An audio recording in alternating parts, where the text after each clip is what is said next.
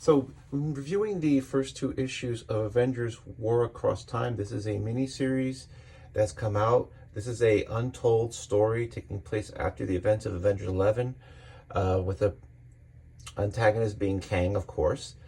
And the story was written by Paul Levitz, and the art is by Alan Davis. So when I got this, I was thinking this might be a fun retro kind of Avengers story, similar to the one that was in the Marvel's miniseries from 2-3 years ago, that was written by Kurt Busiek and Steve Rude.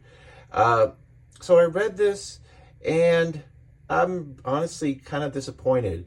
And someone could sit there and say, well, it's a Marvel comic, what do you expect? But I don't believe that. I think it's not the characters. I think it's the stories they're in and how well they're written. I mean, the main thrust of the story is that Kang is tired of the Avengers, so he's going to send a threat. And apparently he sends a robot Hulk that's powered by the Hulk's gamma heart. And so only at the end do they realize that it's a robot and not the real Hulk. And of course they defeat him. So then they realize, hey, this was Kang's doing, so we're going to have to take the fight to Kang. So the second issue is kind of contrived because they're going to go to the Fantastic Four headquarters and ask the Fantastic Four to use their time machine, but they're not there. So they decide just to go into the headquarters anyway, get the time machine. And Willie Lumpkin, the old mailman, just kind of like helps let them in. So they're kind of like basically breaking and entering. They even acknowledge it a little bit, but it's sort of contrived. And then they try to get the time machine working, and they can't. And so they leave. But then apparently some of Willie Lumpkin's mail that he drops off falls on the machine, turns it on, and they bring back Sindri from the North Sky universe. And it seems like it's going to be like every issue, some threat Kang is going to present to the Avengers to defeat them because he's tired of them. So that's kind of contrived. I mean, you can just tell it's like, okay, here's another threat, here's another threat. So that's one. Two, the art by Alan Davis isn't bad.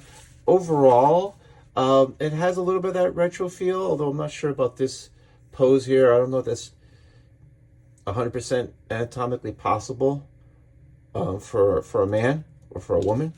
The art isn't bad. It's solid. It's not terrible. I know Alan Davis in his late 60s, so for that, it's a pretty good job. But again, I don't know if I don't know if he just can't draw the way he used to draw, or if he's trying to draw in a more Jack Kirby early 60s Avengers style. Not sure. Like I said, it's not terrible. It's serviceable. So that was kind of disappointing. The art, I mean, it's not terrible. It's all right. As I mentioned before, Steve Rude is really good. He's one of those artists that can capture that retro style, but not make it a direct rip-off of somebody that was doing the art then. And another thing is that the characters sort of act like the Avengers from the early 60s, but they sort of don't.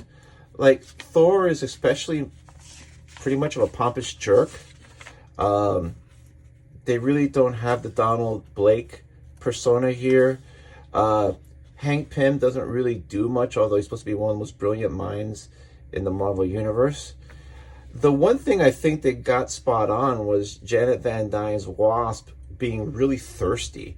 And even though it doesn't really read well in 2023, I remember reading an article saying that this is pretty much on point for the way they portrayed Janet Van Dyne in the 60s and the 70s until now. They've had her like as a serious character. It's probably one of the benefits from the movies.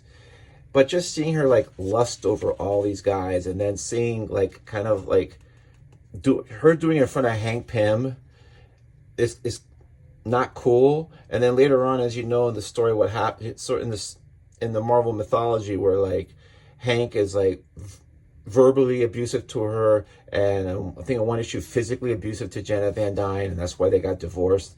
It's sort of like what's going to happen, so maybe he's not stable and she's just kind of like making things worse, but you don't know that then, but you know it now. It's sort of like you kind of know how the story ends and it doesn't have a good ending. So that's kind of like, it's accurate, but it's weird. That's the one thing they got accurate. Tony Stark sort of acts like Tony Stark.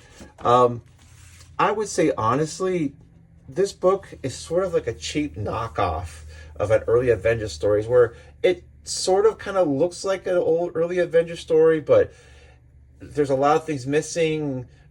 It's just, to me, maybe they try to go for a cool retro grab. I think they really tried, but it just comes off somewhat hollow. I'm not getting the rest of the series. So some people I know enjoy this. Good for them. If you thought about it, maybe if you find the trade cheap somewhere, great. Or if you can read it online, unlimited, whenever that comes out, great. But Marvel got my $10, and that's it. Thanks.